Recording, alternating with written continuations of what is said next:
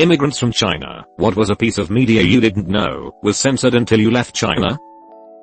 While this doesn't completely fall under censorship, I didn't know about the Great Leap Forward until I was a young adult. Folks in my parents' and grandparents' generations would talk about the Cultural Revolution, but no one spoke of the Great Leap Forward. My personal theory is that it was such a disaster for government planning that everyone bought into. There is a sense of loss of face, so no one wants to bring it up. Not sure what light it's painted in Chinese textbooks as I left the country as I was entering grad school. My parents are from China, who are not Chinese. Mum told us that when the Korean Wars were happening, the CCP made her family donate their riches to help the cause in North Korea. It wasn't until they left China that they found out what a shithole North Korea was. I sincerely hope none of your family remain in Xinjiang now. There's not a lot here, so I'll write what I've experienced in China about Taiwan. At first they insisted it was entirely part of the PROC. Then when I asked about if they can go to visit, it was described as a place full of rebels with guns who'd shoot at them if they tried. This was in Fuzhou, which is only about 100 kilometers from Taiwan, and whose outlying town had a ferry to the country. So I was shocked they thought that, especially considering I just got back from taking that ferry and had a lovely time in Matsu. Passport control sure, but no one shooting us or any of the ABCs, American-born Chinese that were doing a visa run. Do people see the blatant contradictions between how Taiwan actually is and how the party says it is?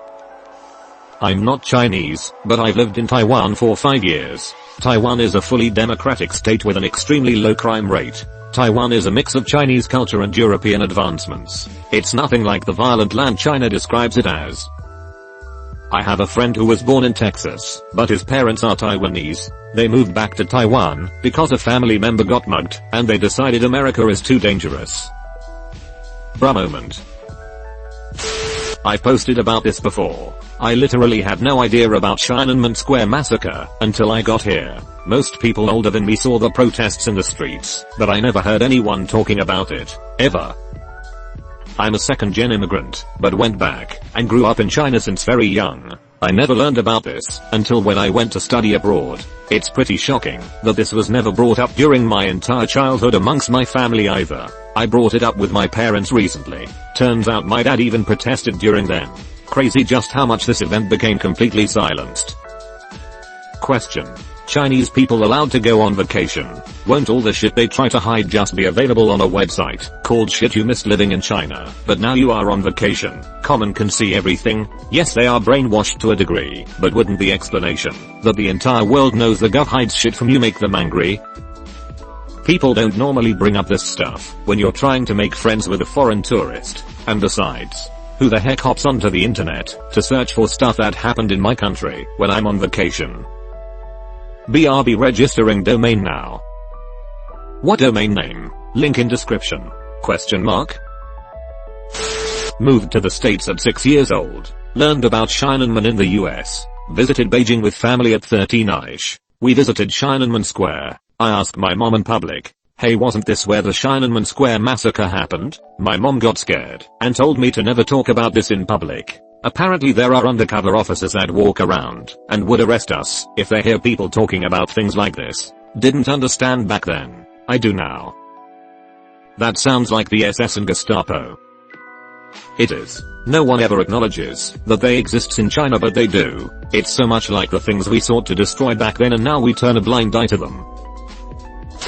When I was on a high school trip like 5 years ago, we had a tour guide, such a nice and funny dude who sat with a few of my friends while we were on our way back from a long day at a zoo or something. Everyone in the bus was half asleep, but we were chatting him up, intrigued by everything we were learning. At one point he mentioned the Tiananmen massacre and talked about it with such sadness in his voice. He said he was a student while it was happening, and he protested along with the rest of his classmates. But then they heard sirens and gunshots, and then he said he just ran. He didn't stay there long enough to witness much, but on his way out of the square he said he saw one of his classmates get run over by a tank that was headed straight for the square. He asked us to not mention anything about this story while we were still on that trip. It was so sad to see him afraid to speak about it.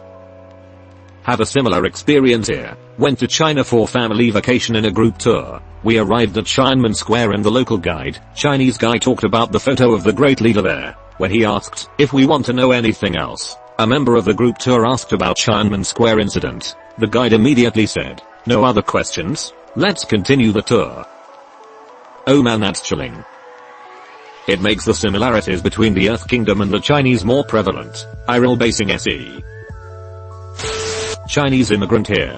My family has political ties, so I heard more propaganda than usual. It's common for people to join the Communist Party to get ahead in life. Connections are pretty important. What surprised me the most was that people outside China seem to hate/dislike China so much. Inside the country, the focus of our education was less about censorship, but more about propaganda. Aka China is best place ever. All 5,000 plus years of beautiful art and heroes etc. That's why so many Chinese people will defend China so passionately, and ignore any contradictory facts. No need for censorship, because people were already non-receptive to any bad things said about their dear motherland. Anyway, that's why it's extra shocking to hear people hate on a place that felt like the best. Even knowing all the facts now, most Chinese people will only appear to be enlightened.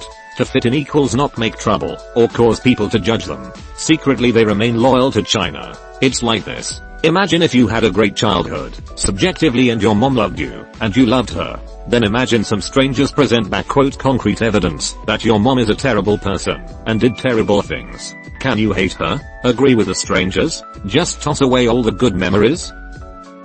That's a very good way of putting it. I can see how hard it would be to change that kind of system when most people are proud of what they have. Really helps put into perspective the USA's best rhetoric. I have lived my entire life thinking America was the best country ever. 40 years. It was only recently that I discover how divided we truly are. Obligatory not an immigrant, but am first generation born in Australia. All my relatives live in China/Hong Kong. I've never visited Hong Kong though and often visit Shanghai to see my grandpa and uncle. Last time I went, I tried everything, and it didn't work. Here's my list. Google. Surprisingly Google Translate worked though. I had the app, YouTube, Tumblr, Twitter, Instagram, Spotify, Facebook, Snapchat, Discord. I think Skype didn't work either. On WhatsApp a lot of functions didn't work. I could send messages but nothing else. Reddit, Netflix, and there's a few others I think I just didn't visit in the span of time I was there. So yeah, incredibly irritating. And the news is heavily modified to fit a picturesque view of China that makes it seem great. And annoyingly my parents are on China's side with the Hong Kong protests at the moment whilst I oppose it heavily. So much is censored there, it's insane. WeChat is such a huge app over there entirely for the reason it's one of the few that are available. Heard from someone else that Amazon doesn't work either. I don't think it does. They have a very similar, practically the same service there which my father bought lots of stuff from. It had the same fast delivery and easy to use format. Can't remember the name, but it has a dog for its mascot. Alibaba/AliExpress, the format is very similar. Also, Bilibili is the YouTube replacement. It has a lot of dubs you can watch for free that aren't available in America without paying, as well as re-uploads from YouTube with Chinese captions. Born and raised in a large city in China, immigrated here when I was 18 in 2007. I already knew about Tiananmen massacre, as my mom's cousins were among the students and my mom's ex-BF were among the soldiers when they were all young. I already heard about the organ harvesting story on the cult members, but it was some regional shit that's not the norm. I knew people who had insights about the living condition in the re-educational camp, where they hold the cult members in my city. At least it wasn't too bad in my city. It sounded like somewhere between a prison and a summer camp. I already knew people in HK hated China, only because I watched Japanese TV while I was traveling in Japan with my parents. Some in 1997, when the CCP got HK back to China from UK. I already knew the CCP army surrenders in Korean War had the choice to be released to Taiwan and many of them chose so. Only because my grandfather went and fought in combat during the entire war. I was a teenager who was a rebel and felt oppressed, so I did my fair part of research. Plus I had the advantage of knowing people who participated such historical events in person. But I doubt the majorities of Chinese would care to learn as much as I did. Sometimes being ignorant and dumb is a blessing if you are stuck in a situation you can't change. What I did not know was how CCP did little to nothing during the WW2 in order to preserve power, while the Nationalist Party gave everything to defend the country. Later CCP won the Civil War by brainwashing the uneducated majorities, then twisted the whole story totally to the opposite in history textbooks, and forced generations of people to believe the CCP was the legitimate ruler. The CCP even promoted for the idea of having multiple political parties to avoid tyranny and corruption, up until they took over China and took a huge turn. Who are you talking about when you say cult? Falun Gong. I'm not calling them cult just because the CCP says they are. I have known some of them in person. Okay, thanks for replying. Just wondering if you meant Falun Gong or the Uyghurs, who although are an ethnic group I have heard referred to as a cult by Chinese immigrants in my country. Obligatory not Chinese, but I lived in China for 3 years. I had Chinese HBO, and was really happy to see many of my favorite movies come on when I was couch surfing, but half the time I'd watch them like, a day or two later I would be lying in bed trying to go to sleep, and I'd remember a scene from that movie that didn't appear in the Chinese version. Apocalypto, much omitted. Ron Burgundy, much omitted. Thrones, much omitted. I wish I could remember which movie it was, but in one case an entire subplot was excised from the film. I got really angry about it. It pisses me off on an artistic level. I can't believe HBO and those who license their films to them let them compromise and devalue their art like that. Yeah, I have a friend who gets movies from shady locations. Borrowed 50 Shades of Grey from him, which he got for his girlfriend. The movie had Korean subtitles. It came from Korea, where porn is illegal, so the entire movie was like 17 minutes, after they cut out all the sex scenes. Wait, seriously, porn is illegal in South Korea? I'm Korean. Politicians blame porn for a lot of things, so they ban it, but everybody knows how to get porn. Politicians are so dumb sometimes, KK, I bet they watch just as much as the rest of us. More like, they're pandering to paranoid parents and ultra-religious votes. Maybe this should have been tagged as serious. Maybe. Not me personally, but my neighbor was from China. Her daughter was killed in a car accident caused by someone high up in the party. The incident got completely censored. I was born and raised in the UAE, but went back to China every year steadily when I was a child for months at a time. I didn't even know gay people existed in any capacity until I had immigrated to Canada and somehow learned about it in around age 12. It's one thing to be homophobic/ignorant. I think it's another thing to be completely unaware that this sort of thing could exist. I literally did not think about gay/being gay/gay people, because the idea that you could be anything other than straight had never existed for me. Never did for me either in Sweden. Don't think you do as a kid, unless someone near is gay, and certainly not pre-internet. Today it's probably very different. Chinese immigrant here. I moved to Canada starting at grade 3, so I guess there wasn't much to know to begin with. I learned about Tiananmen Square, Mao's escapades, etc. And when I went back to tell my friend about it, they revealed to me that they and almost every kid in China knows about it, but it doesn't do them very well to show it. As kids we weren't pumped with a lot of propaganda. It was a lot of love your family and be kind to elders. Your typical moral compass that I would get during my schooling in China. We gather at the field every Monday to watch the flag raise and sing the anthem and do some morning exercises. Eye exercises, and we clean, sweep and wipe our classrooms before we can leave school. We would wear ties around our necks, and that was about as close to communistic practices as it got. After coming here, it's weird seeing how Westerners and their media viewed communism.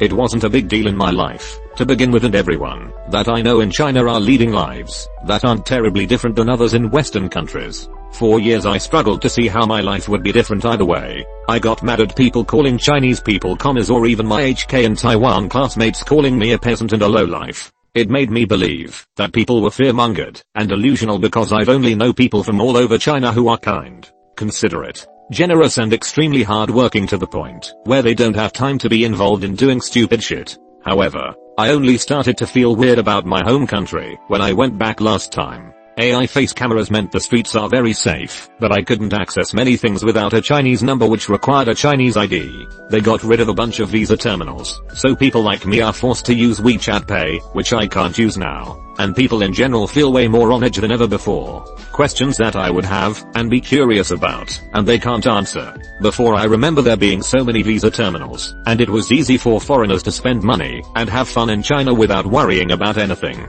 Chinese people can talk smack about the government regulations in public. But now I can't help but feel that China moved away from catering to the international people to now turning another cheek for some reason I can't work out. I feel something's going down, and I just don't want the Chinese people to be paying the big price for it in the end.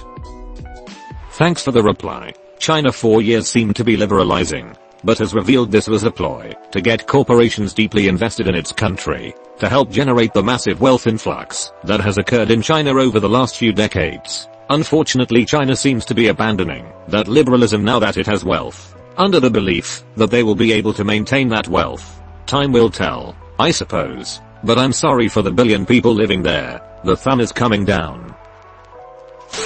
Not a lot of true immigrants in this post, but I'm a genuine immigrant. First time answering AskReddit. I'm pretty excited. Hopefully my answer will not get buried in the comments. When I left China in the early 2000s, there weren't much censorship on the internet honestly. It is because the internet is still young and the CCP probe hasn't caught up with it yet. Most of the censorship is what is on the TV. The Tank Man video is censored. I first saw the video for the first time in 7th grade in America. Although it was my first time seeing the video, I immediately know what it is about because I vividly remember my family or people I knew talked about it. There wasn't a lot of hate when they were discussing it. Maybe because they didn't protest and were nowhere near BJ. Mao was always praised as the greatest leader blah blah blah, and the horrible things he has done weren't taught in the book. Though, I have seen some small-time Chinese TV shows that euphemistically criticizing what he has done. Their version of the Pledge of Allegiance says to love the party, love the country, love the people. Notice how they say love the party first lol. Didn't question it when I was a kid, why they put the love the party first, or even put it in there at all.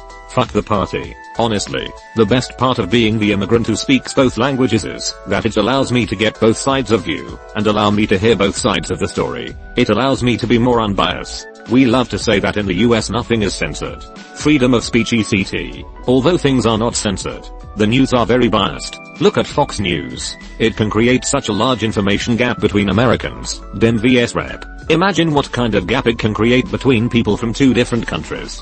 Things aren't censored in America, sure, but things aren't mentioned either. If things aren't mentioned, then people don't even know they exist. It is sort of like softcore censorship we have it here. The politicians do it very smartly. Sadly, once people fell in this information gap trap, it's so hard for them to get out. Look at r/Theranald and r/Suno. They are the perfect example of it. Also, people from both sides are fed with a heavy dose of patriotism when they were growing up. Same trick, same shit, different country.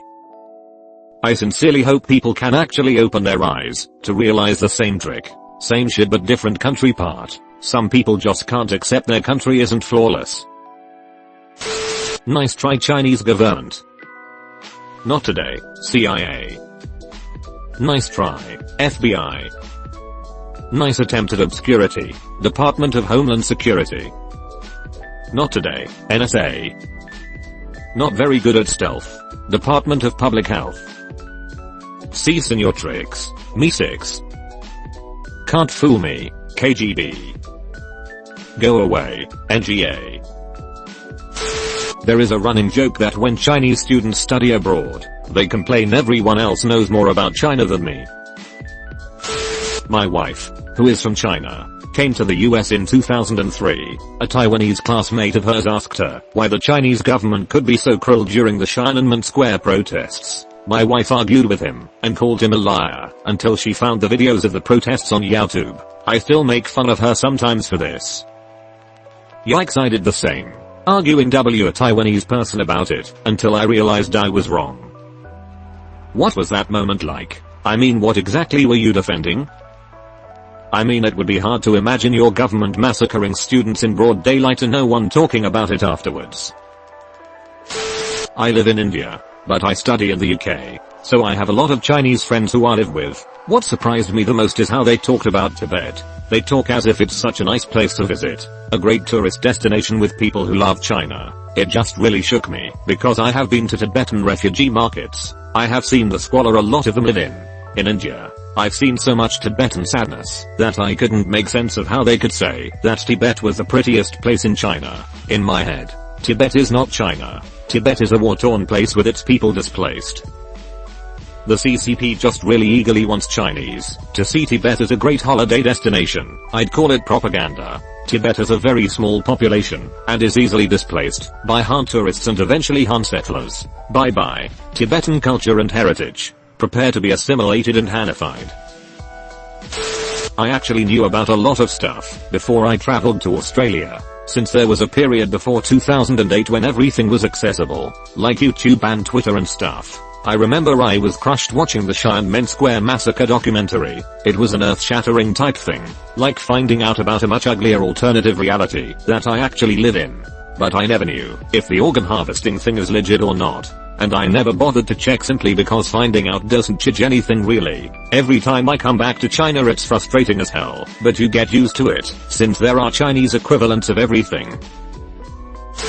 Immigrated to Canada when in high school. In social class there are 4 pages in the textbook dedicated to China, with one of them focused on Tiananmen incident. Went home and asked my dad about it. He was surprised I never heard about it somehow back in China lol. Apparently his friend was at the protest and said the situation is not as bad as how the media would have you believe. This is one of the reasons I remain skeptical on what really happened that day. Also was surprised to learn that communism is considered a bad ideology and comparable to fascism in certain context, and soon found out China is communism in name only with a bit more research. Apparently Henry Norman Bethel is almost a nobody here, but was revered greatly in China. Also learnt about how the issue of gun control gathered sizable supporters on each side. Being from China, gun ownership is a no-no, and I can see why the government wants to keep it that way. There are music videos that can be practically considered softcore porn in China. Plays on public TV channels at prime time.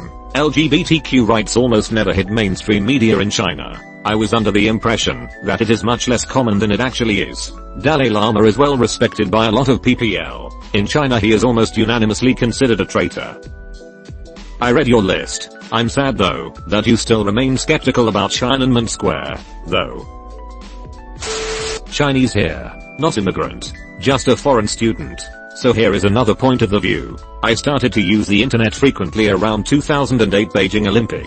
At that time, Google is unbanned for 8 months in order to let the foreigner to use it without much trouble. I have no idea about GFW back then. So I was pretty shocked when Google was banned again, and I discovered the whole things about GFW. At that time, VPN is fairly easy to find and use. Before I came to the US, Discord and Reddit were both safe in China. However, they were banned at some point during the last year. So when I was back to China last year during vacation, I was in shock again. Like, WTF? Just a chat software. What's the point of banning it? Then, I heard news about NetEase working on a Discord copycat. Then I finally realized, GFW is not about censorship. It's all about protecting the local business. Imagine what Baidu would look like without banning the Google. Whenever a popular software/game is banned or heavily censored, a copycat in China is born. And eventually, the copycat will overthrow the original one, drive them out of China completely, and even beat them up on international business. Here is a list I can think about: RN, Google, Baidu, Twitter, Sina Weibo, Facebook, Renren, Instagram, Sinaluzal, Discord, some Discord copy made by NetEase. They are still in development. Nico, Bilibili, Steam, Tencent Wegame. Steam is not completely banned, but Steam Community, Workshop and Friendlist are all banned. In China you have to add new Steam friend and Dota 2 client. Amazon, Taobao, PUBG Mobile, Tencent's Peice Elite, NetEase's Knife Out, Twitch, Douyu, Vine, TikTok, Line, WeChat, MSN, Tencent Questions, semicolon. Yeah, that's intellectual theft. One of the reasons a lot of people don't like the Chinese and are starting to say we shouldn't give any of our technology to China or let them use it. Obligatory: I'm not a Chinese immigrant. Here's a fun little story, though. So about 4 days ago I was on a flight from LA to Singapore with a layover at Xiamen. Long ass 9-hour layover. Problem #1. Everything was in Chinese. Problem #2. None of my phone's roaming was working. I tried buying a SIM card from the vending machine. Didn't work. I asked the attendant for the Wi-Fi machine. That was off and didn't work. The phone verification codes for the free Wi-Fi didn't work. Since I didn't have a Chinese number, I went to the SIM card store. And get this, they only sold Chinese numbers to Chinese citizens. When I tried pressing they began making fun of me in Chinese. I think, as a last resort I went to the first class lounge and asked them if they had working Wi-Fi. They said yes. Thank God. I paid the 250 yen. Got the password. Logged in. Fuck. Nothing works. Chrome didn't load any Google searches. Discord didn't open. Instagram didn't open. So I go to the attendant with my Google search and I'm like, "Excuse me miss, the Wi-Fi doesn't work." She sees the Google search and looks at me in horror. Not sure what the exact expression said. Maybe something like "what the fuck? Don't do that." She said to me, "No Google here," and typed in, "link in description." On my phone. Loaded like a charm. That day I found out that you can't even use fucking Google in China. Well obviously I can't live this life. So I go to the Play Store to download a VPN. Surprise? The Play Store doesn't fucking load. Luckily I had a secondary iPhone with a VPN already installed. So I use that to resume my Discord glory. Fuck China honestly. Hello from Singapore. Hope our airport lifted your spirits after that bad experience. Other than pizza, Changi Airport is mankind's best creation.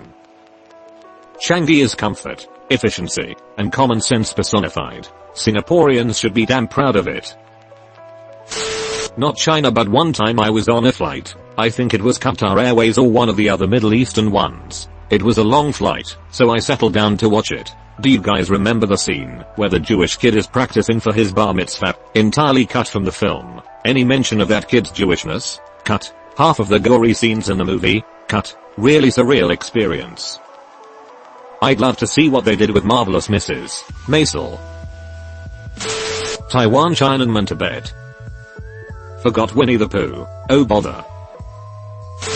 Not censorship, but how Putin and Russia are viewed as evil by the Western media. In China Putin is seen as a strong and capable leader and Russia is just another country with more historically shared ideological roots. Yep, communism/socialism. Oh boy, how Soviet Russia is not a positively viewed era in Eastern Europe. Fun fact. Estonian GDP fell back about 10 years after Soviets took over, and that's before the Eastern Front got reopened.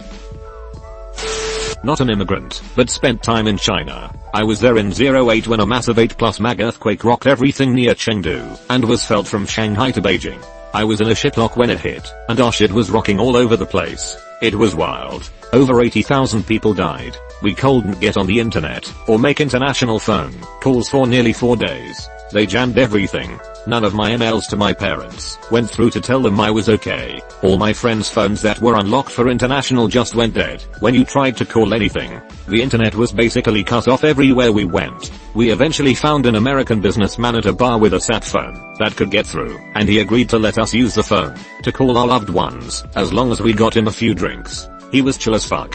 He was on the phone with his wife, and then with his company, when we approached him, and begged to use his phone, so we could call our people and let them know we were okay. China is an amazingly beautiful place, with great people, food, and culture, but their approach to censorship and speech is completely fucked.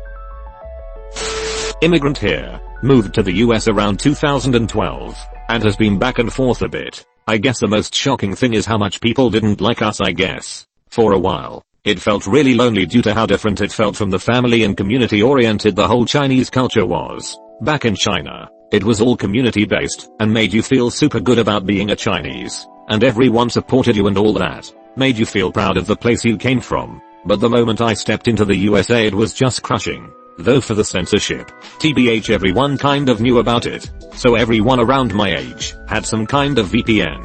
Like the Chinese saying goes. As an add-on, I also find it really funny how people in the US think of us. Sometimes it doesn't sound like we are human from what they say. You really think there isn't anyone who is talking shit about China in China? Well, people are the same everywhere. If there are people talking shit about us in us, there's gonna be people talking shit about China in China. No one is really gonna kick down your door 3 seconds after you posted China is shit or something. Also, there are definitely funny nicknames for our goodsy in China. One good example would be, I think, Chinese people just have very different humor than the US. That people from the US just didn't recognize it as a mocking when they come across it. Google Translation. Things are dead, but people are alive. Hahaha. Thank you for translating. 3. That one episode of Pokemon. The boobs one or the gun one? I'm thinking seizure one. Which are the other two? Reverse answer actually, I was surprised at the number of people who didn't know about Japan's war crimes during WW2. The older generations are still bitter about it. To be fair, it was absolutely horrific what Japan did to the Chinese. Yeah, and Japan pretending it didn't happen is just rubbing salt into the wound. Still pretending actually.